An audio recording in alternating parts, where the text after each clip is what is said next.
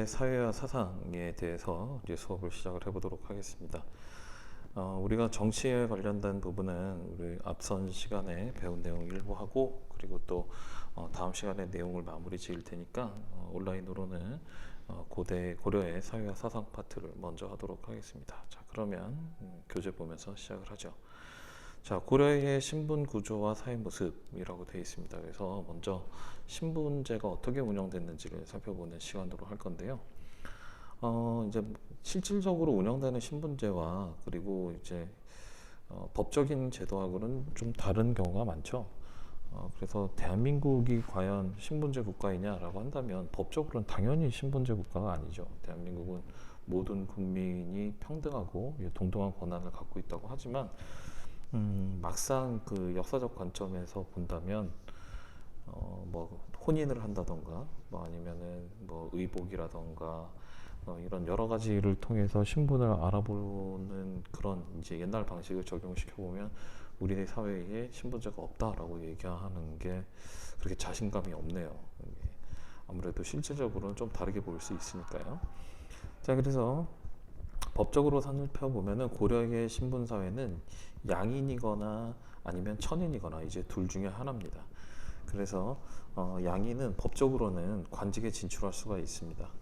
그래서 보시면 양인들은 관직에 진출할 수 있는 것이 가능하다라고 했고요. 그 중에서도 이제 정호가 되면 직역을 담당을 한다 이렇게 얘기를 합니다.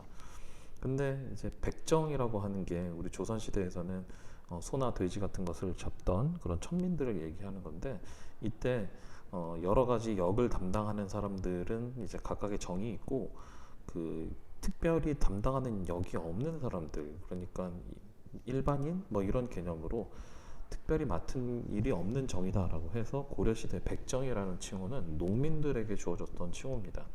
근데 그 고려시대 천민들을 이제 좀 천민이 아닌 일반 양인으로 취급해주기 위해서 천민이었던 사람들한테 백정이라는 칭호를 주다 보니까 이제 오히려 조선시대가 되면 백정이라는 칭호가 이제 천민을 상징하는 그런 칭호처럼 이제 바뀌게 돼버린 거죠. 그래서 법적으로는 양인들과 그리고 이제 천인이라고 하는 두 종류로 나누게 되어 있지만 실질적으로는 그렇게 운영이 되지 않습니다. 그래서 귀족부터 중류층, 양민, 천민 등으로 이제 나누어지는데, 그 중에서도 귀족이라고 하는 신분이 법적으로 정해진 건 아니지만 여러 가지를 봤을 때 이 사람은 귀족이네라고 하는 그런 증거들이 이제 보이게 됩니다. 그게 이제 바로 뭐냐면, 자, 이쪽에 보시면 이제 귀족 가문이다라고 하는 가문들은 문벌이라고 해서 여러 대에 걸쳐서 고위관직을 하고 고위관직을 했던 경험이 있고, 여러 대에 걸쳐서 고위관직을 했고, 그리고 혼인관계를 중첩된 신분으로 혼인관계를 맺고, 그리고 주로 개경에 거주하면서 사치스러운 생활을 했던 사람들을 우리가 귀족이다라고 이제 얘기를 합니다. 그러니까 법적으로는 귀족이 없지만 이런 사람들을 우리가 소위 귀족이라고 부릅니다. 문벌 가문이라고 부르고요. 그러니까 고위공직에 있으면서 자기들끼리 결혼을 주고받고, 그리고 주로 개경에 거주하면서 이제 사치스러운 생활을 한다. 이걸 이제 현실에 반영을 해보면 우리도 이런 게 있는 거 아니야? 라는 생각이 드는 거죠. 대한민국도요. 자, 여러 대에 걸친 고위관직을 했다라는 말은 뭐냐면, 물론 머리가 좋아서 계속해서 과거 시험을 통해서 관직에 진출할 수도 있었겠지만, 보통 고위관직을 하게 되면 고려에서는 음서라는 제도를 통해서 관직을 계속할 수 있었습니다. 그러니까 고려 시대에 관직에 나가는 사람들은 과거 시험을 통해서 나가는 경우와 음서라고 하는 5품 이상의 고위 관료의 자녀들이 나갈 수 있는 그런 관직 두 개가 열려 있는데요.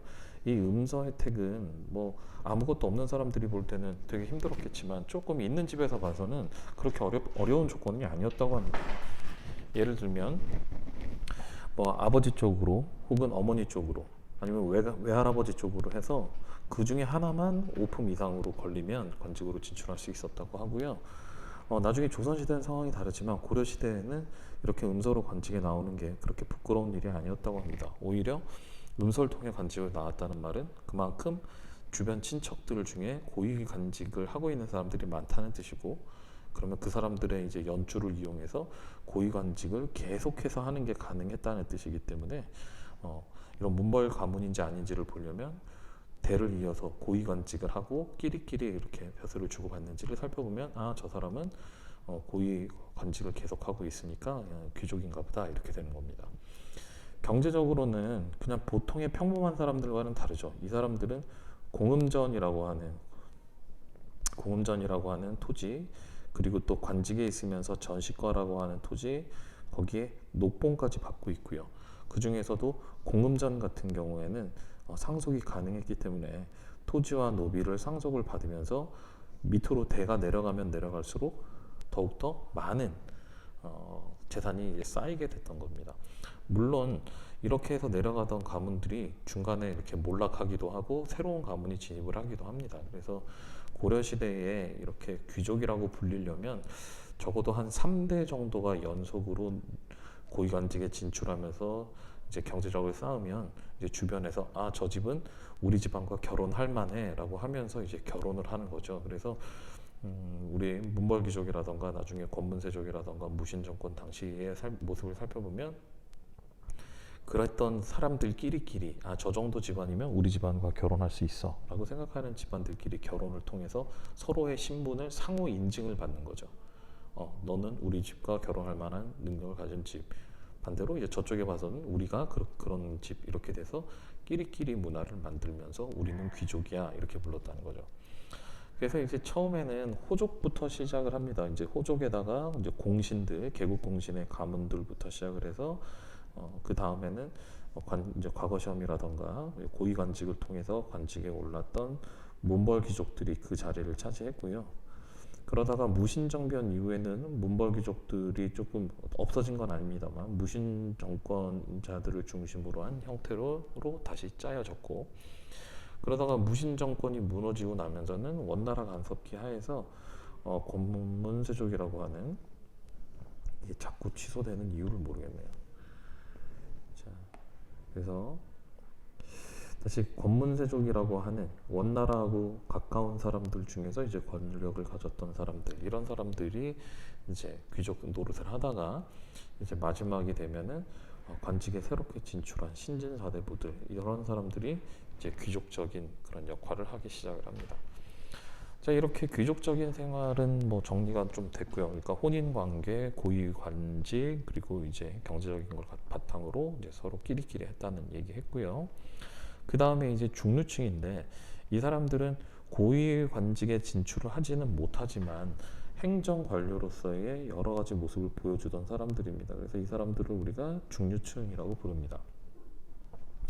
그래서 이제 행정적인 실무를 담당하는 사람들이었고, 그 다음에 이 사람들도 자기들이 하는 일에 대해서는 토지를 받습니다. 그래서 이것을 토지를 자손한테 세습을 하면서 이런 토지의 수급의 대가로 직역을 계속 이어갑니다. 그러니까 대표적인 게 이제 뭐냐면 이제 군인들을 생각하시면 돼요. 그러니까 국가로부터 군인전이라고 하는 토지를 받으면서 이 군인전을 통해서 이걸 받으면 국가에 군인으로서 봉사를 해야 되는 거죠. 그래서 군인이 이제 직업화가 된 거예요. 그래서 대를 이어서 군인 직업을 갖게 되는 것. 그래서 이제 행정 실무를 담당하는 사람들, 그러면 대표적인 게 중앙관청에서 이렇게 관청 일을 하는 이제 하급 관리들, 그런가 하면 남반이라고 하는 궁중에서도 비슷한 하급 관리들, 그런가 하면 지방에서 지금 그 향리라고 선생님이 얘기했었죠. 향리라고 하는 지방 실무를 담당하는, 원래는 호족이었지만 지방에 남아있는 호족들이 이제 향리, 이렇게 되면서 이 사람들이 토지를 받으면서 그 역할들을 이제 계속 이어갔던 거죠. 그래서 이 향리의 경우에는 대표적인 중류계층인데, 고려 초까지만 하더라도 그 지역 사회의 실질적인 지배층 역할을 하면서 그 예전에 호족의 그런 역할들을 담당을 했었는데, 호족들이 이런 사람들로 변신을 하게 되는데, 나중에 뒤로 가면 뒤로 갈수록 좀 능력 있는 향리들이 고위관직에 진출을 하게 되면 남아있는 향리들은 그렇게 능력이 좋다는 뜻이 아니죠. 그러다 보니 지방에 파견되어 있는 수령을 보좌하는 역할 정도로 머물게 됐다, 이렇게 보시면 됩니다. 자, 세 번째는 이제 우리 법제적으로 양인이라고 했을 때 그냥 평범한 그런 양인들을 얘기합니다. 이 사람들을 우리가 양민이라고 얘기를 하고요. 보통 앞에서 선생님이 잠깐 얘기했지만 특별한 정이 없었기 때문에 하얗게 돼 있다. 그래서 이제 백정이라고 부릅니다. 주로 상인이라던가 수공업자라든가 향부곡소에 거주하는 사람들, 이런 사람들은 향부곡소에 거주하는 사람들을 우리가 양민이라고 불렀고요. 그 백정의 경우에는 아까도 얘기했다시피 일반적인 농민을 얘기하면서 스스로 자기 자기 땅을 경작하는 자작을 하거나 아니면은 남의 땅을 빌리는 소작 등을 하면서 생계를 유지하며, 이 사람들이 뭘 하는 사람들이에요? 바로 조세, 공납, 역을 부담하는 세금을 내는 사람들이죠. 그러니까 이 사람들이 어떻게 보면은 고려 사회에서 가장 이제 핵심이 되는 계급이라고 볼 수 있는 거죠. 나라가 돌아가는데 주어졌었던 그런 여러 가지 그 부담들을, 경제적인 부담들을 내고 있었던 사람들이니까요. 요즘으로 치면은 이제 백성들, 우리 국민들이죠. 우리 국민들이 양민에 해당이 됩니다. 뭐 나라가 국민 없는 나라가 있을 수 없었죠. 마찬가지로 백정이 없으면 고려라는 나라는 사실 운영이 안 됐을 겁니다. 그리고 이제 대부분이 백정이지만 아닌 경우도 있거든요. 그래서 백정이 아니면서 이제 상업에 종사하거나 했던 사람들, 상업에 종사하는 사람들은 우리가 상인 수공업자들, 이 사람들은 농민보다는 좀 더 천한 대우를 받고 있었고요. 그리고 특수행정구역민으로 향부곡소에 거주하고 있는 사람들이 있습니다. 그래서 여기 향부곡은 주로 농업에 종사하는 사람들이고요. 그리고 소의 경우에는 수공업에 및 광업에 이제 종사하는 사람들이 거주하는 곳인데, 일반 평민들보다는 훨씬 더 부담을 많이 지고 있습니다. 경제적 부담을 많이 두고 있고 함부로 다른 곳에 이사 가지도 못하고요. 그래서 향부곡에서 농사 짓는 사람들하고 일반 백정하고 뭐가 다르냐라고 한다면, 아마 향부곡 사람들은 뭔가 이제 죄를 지어서 그 죄에 대한 대가로 고정되어서 다른 일을 하지 못하고 이제 이 일에 매여 있는 사람들이 아니었을까 하는 거고요. 실제로 향부곡 중에서 특정한 일을 계기로 해서 일반 군현으로 승격이 되는 경우도 볼 수 있습니다. 그래서 반란 지역의 경우에는 평범한 주현이었던 곳이 이제 국가로 강등이 되기도 하고, 국가에 공을 세우면 일반 군현으로 승격되는 일도 가능했었다고 합니다. 이 사람들이 이제 양민이고요. 그래서 양민은 백정과 상인 수공업자, 향부곡소 거주자로 나뉜다. 향부곡은 농업에 종사하고 소는 수공업과 광업에 종사하는데 일반 평민보다는 좀 경제적 큰 부담을 지고 있다. 그리고 향부곡소는 누가 다스렸다? 위에서도 나왔지만 여기 누가 다스렸어요? 바로 지역에 있는 향리들이 다스렸다. 이런 것까지 쭉 정리하시면 되겠습니다. 이제 마지막으로 천민입니다. 천민 그러면 대부분이 다 노비들이죠. 천민 그러면 대부분이 이제 노비들인데, 처음에는 전쟁 포로였다던가 이제 평민에서 이제 노비로 전락되는 경우, 경제적으로 너무 힘들어서 이제 차라리 노비로 사는 게 낫겠다. 왜냐면은 조세나 공납역 같은 이런 그 세금을 부담하느니 차라리 노비가 돼서 세금이라도 좀 면해보자. 이런 사람들이 이제 초기 노비가 됐었고요. 이 사람들은 당연히 세금을 내지를 않죠. 사람 취급을 못 받으니까요. 과거도 당연히 응시를 못하죠. 그런가 하면 평민과 정식의 혼인을 하는 것도 금지되어 있습니다. 그래서 이렇게 결혼을 못하고 이제 제약이 많긴 하지만 한편으로는 세금에서 자유로우니까요. 이 노비를 이제 크게 두 가지로 나누어 보면 공노비하고 사노비로 나눌 수 있는데, 공노비의 경우에는 공공기관에 예속되어 있는 노비고요. 사노비의 경우에는 개인이나 사원 등에 예속되어 있으면서 재산으로 취급돼서 매매, 증여, 상속이 가능한 재산 취급을 받았습니다. 자, 그런데 고려 후기가 되면 신분제가 바뀌게 되는데, 이게 특정하게 무슨 제도가 바뀐 게 아니라 그냥 많아져요. 노비들이 많아집니다. 그러니까 그 우리 앞에서 배웠었던 권문세족이라고 하는 고려 몽골 지배 하에서의 권력을 갖고 있었던 애들은 눈에 뵈는 게 없어요. 자기들 뒤에는 몽골이 있고, 그러니까 고려의 왕도 우리를 함부로 못 건드린다라고 생각을 하고 있었기 때문에 온갖 불법적인 일들을 많이 저지릅니다. 그래서 남의 땅을 불법적으로 이렇게 뺏어오기도 하고, 또 그런가 하면 남의 평범한 평민 그 양민들을 데려다가 뭐 이렇게 빚을 지어가지고서 불법적으로 노비한다던가 이런 일들이 많습니다. 근데 이제 상대적이긴 하지만 노비들에게도 재산권이 없는 건 아니었거든요. 그래서 일부 노비들이 이제 재산을 마련을 해서 평민으로 신분을 상승시키는 그런 바람직한 경우도 뭐 있기는 했습니다.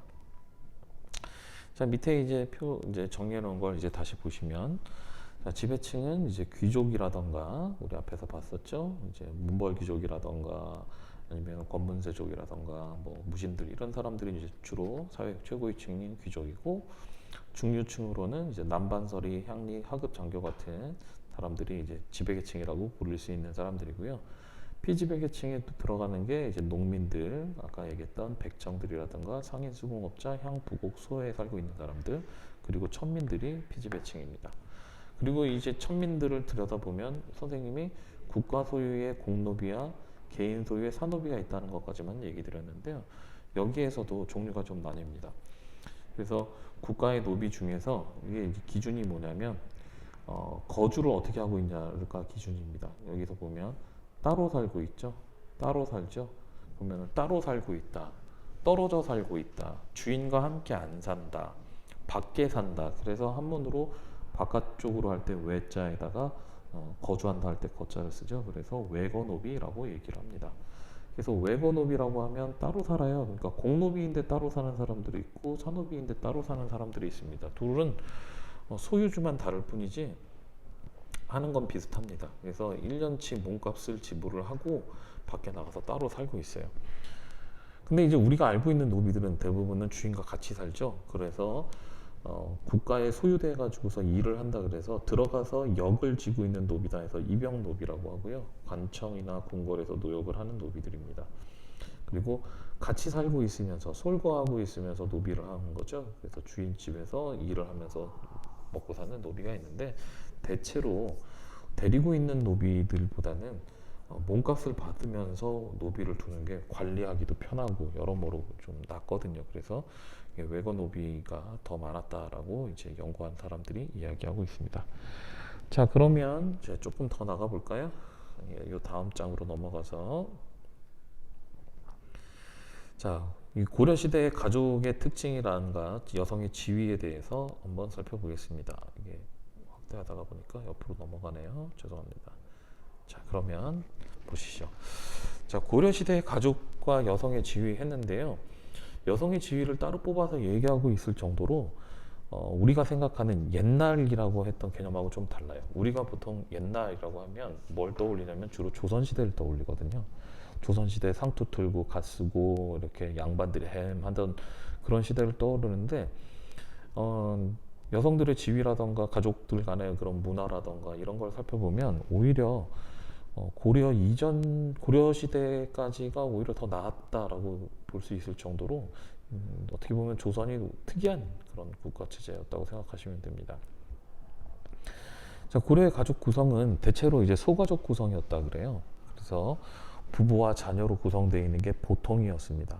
그러니까 대가족으로 모여서 살았던 것도, 이것도 이제 조선시대에 유행했었던 것, 대가족이 모여 살고 그리고 가까운 친척들이 이제 근처에 모여 살고 하는 것도, 이것도 조선시대에서 많이 봤었던 모습이라고 해요. 그러니까 선생님도 어릴 때 시골에 가보면 주변에 살고 계시는 분들이 다 친척분이고 뭐 이랬던 거는 조선시대에 같은 성씨를 갖고 있는 사람들끼리 서로 모여들면서 자신들의 신분을 인정받고 싶어 했을 때 모여 살았다 그러더라고요.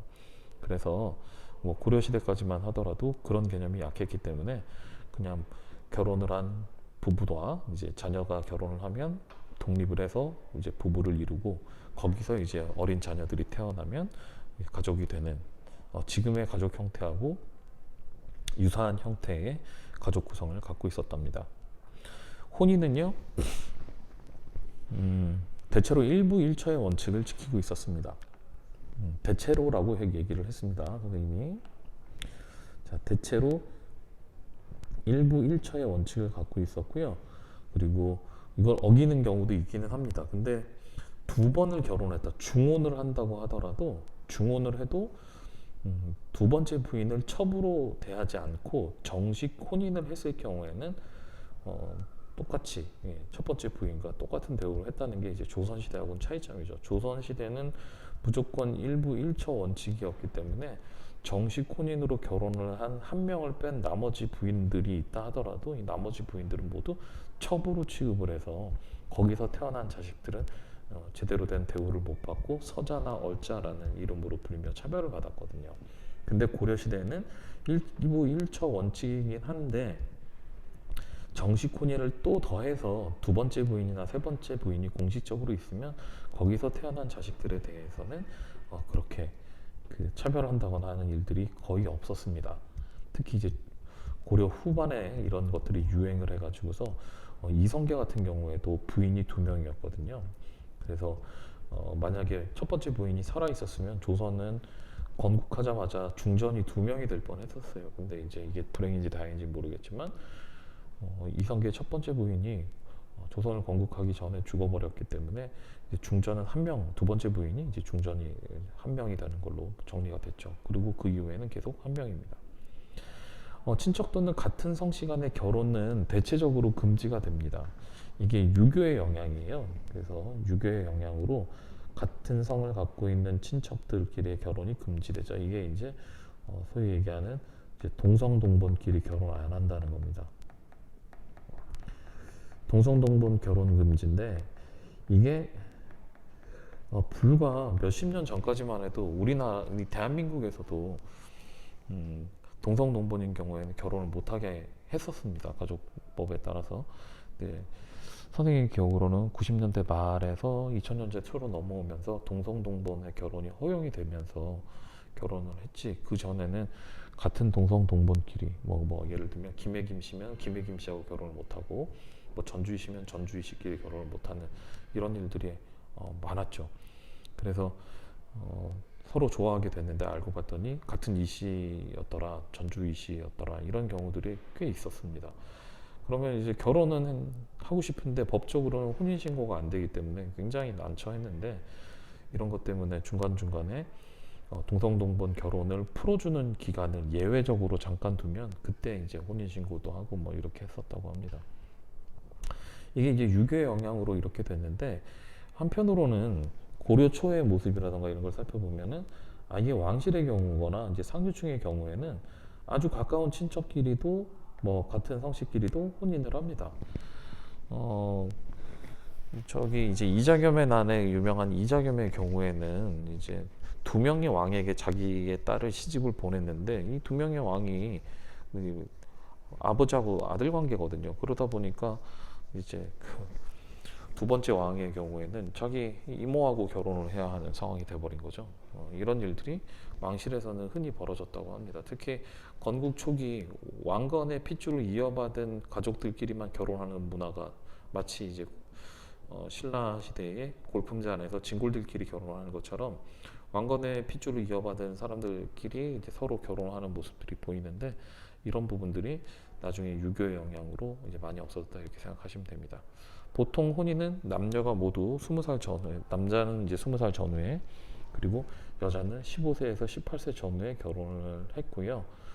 그리고 혼인한 후에는 처음 얼마 동안이라고 이렇게 되어 있는데 상당히 오랜 기간 동안 사위가 처가 생활을 하면서 처가의 제사도 지내줄 정도입니다. 이런 문화는 조선이 돼서도 변하지를 않아요. 그래서 조선 초까지만 하더라도 결혼을 하면 처갓집에 들어가서 생활을 하면서 그곳에서 애도 낳고 이런 경우가 많습니다. 그러니까 뭐 유명한 사람들이 아버지 고향이 다르고 또 태어난 곳이 달라요. 보면 엄마 쪽에서 태어나요. 그리고 또 엄마 쪽에서 키워지는 게 당연해요. 그러니까 뭐 세종대왕 같은 경우에 어릴 때 이제 외삼촌들과 함께 크거든요. 그게 이제 외갓집에서 태어나서 그곳에서 이제 성장을 하다 보니까 이제 외삼촌이랑 같이 크는 거죠. 그래서 이제 혼인을 하더라도 남자 쪽에서가 아니라 여자 쪽에서 가서 사는 게 이제 그 당시 문화였다 그러고요. 가족 내에서의 여성의 지위는 대체로 남자들과 크게 차이 나지 않는 대등한 관계를 유지를 합니다.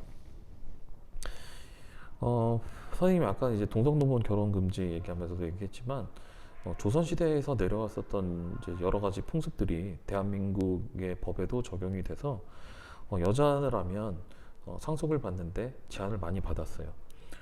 게다가 뭐 큰아들 위주의 그런 유교적 문화 때문에 둘째 아들, 셋째 아들의 경우에는 큰아들과 비교해서 차별을 많이 받았습니다. 그래서 남자들도 둘째냐 셋째냐에 따라서 조선시대 차별을 받았는데 고려시대를 보면 여자들이 가족 내에서 여성들의 지위가 가족 내에서 남자랑 대등한 위치를 차지할 정도였다고 합니다. 그래서 그 집안의 대표가 되는 것, 이제 여성도 호주가 될 수 있습니다. 지금은 호주라는 표현이 사라졌는데 각 집에서 가장 이제 대빵이 되는 거죠. 그러니까 조선 시대에는 그래서 여자는 호주가 안 됐기 때문에 못 됐기 때문에 어려서는 아버지 밑에 있다가 결혼해서 남편 밑에 있고 남편이 죽고 나면 아들 밑에 들어간다라고 얘기를 할 정도였단 말이에요. 그런데 고려에서는 이게 가능합니다. 그래서 여성도 호주가 될 수 있고 여성 중심의 가족, 친척 관계도 다 인정을 받습니다. 그래서 외갓집에 벼슬이 5품 이상만 있어도 손자가 외손자가 뭐 벼슬을 나갈 수 있었다는 것도 이제 바로 이런 엄마 쪽 아빠 쪽 구분 없이 이제 모두 다 대등하게 인정을 받았다는 거고요.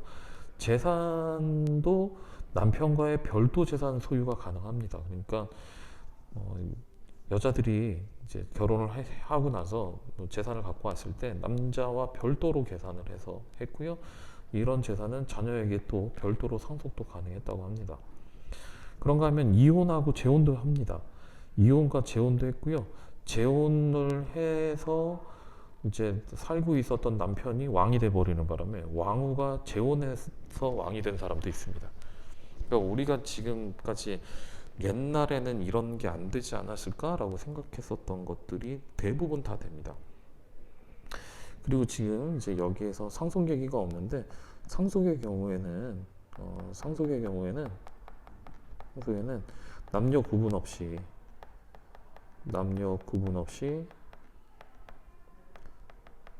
이렇게 균등하게 상속이 됐다 그러고요. 이거는 이제 적장자하고 장자하고 뭐 차자 그 다음에 태어나는 애들 뭐 삼자까지 뭐 가등 다 똑같았대요. 그래서 제사도 어떻게 지냈냐면 제사도 우리가 알고 있는 제사는 큰 집에서 늘 지내잖아요. 근데 고려 시대의 제사는 남녀 구분 없이 돌아가면서 지냈답니다. 죄송합니다.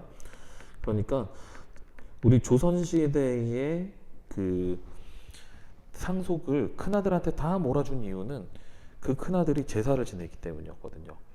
근데 이제 제사라는 게 재산을 가진 사람들이 지내는 거라면 고려시대 입장에선 다 똑같이 재산을 가졌으니까 제사도 돌아가면서 이번엔 큰아들, 다음엔 둘째 아들, 그 다음엔 큰누나, 뭐 그 다음에 이제는 뭐 작은 누나, 뭐 그리고 나서 막내가 지내고 다시 이제 돌아와서 다시 이게 순서대로 이렇게 제사를 지내는 게 당연한 문화였대요. 지금 현재 그러니까 어때요? 지금 현재 우리나라 법에 따르면 상속은 남자 여자 구분 없고요. 그리고 큰아들 둘째 아들 구분 없습니다. 그냥 다 똑같이 받습니다. 그래서 앞으로 이제 그 전에 이제 재산을 상속하신 경우에는 그렇게 하지 않았기 때문에 큰아버지가 가장 많이 물려받고 그러니까 제사도 큰 집에서 지내고 이런 게 이제 문화였다면 앞으로는 뭐 재산을 물려받을 때 자식들 간의 구분이 없이 똑같이 물려받게 된다 그러면 당연히 제사 같은 거 지내게 된다면은 돌아가면서 지내자라는 얘기가 나올 수밖에 없을 거라고 그렇게 생각이 됩니다. 뭐 명절 스트레스니 제사 스트레스냐 해서 말이 많잖아요. 그런 거 생각해 보면 재산을 똑같이 받으면 이제 똑같이 지내는 게 맞지 않나라고 생각이 됩니다. 자, 여기까지 해서 우리 오늘은 고려의 사회와 사상에 대해서 이렇게 정리를 해봤고요. 여러분들 그 앞서서 있었던 신분제, 귀족, 중류층, 양민, 천민 그리고 또 고려시대 여성의 지위에 관련된 부분들 잘 기억을 하시고요. 우리 다음 시간에는요. 고려의 다양한 종교와 사상, 그래서 이제 종교와 사상에 대한 내용들 같이 하도록 하겠습니다. 자, 수고들 하셨습니다.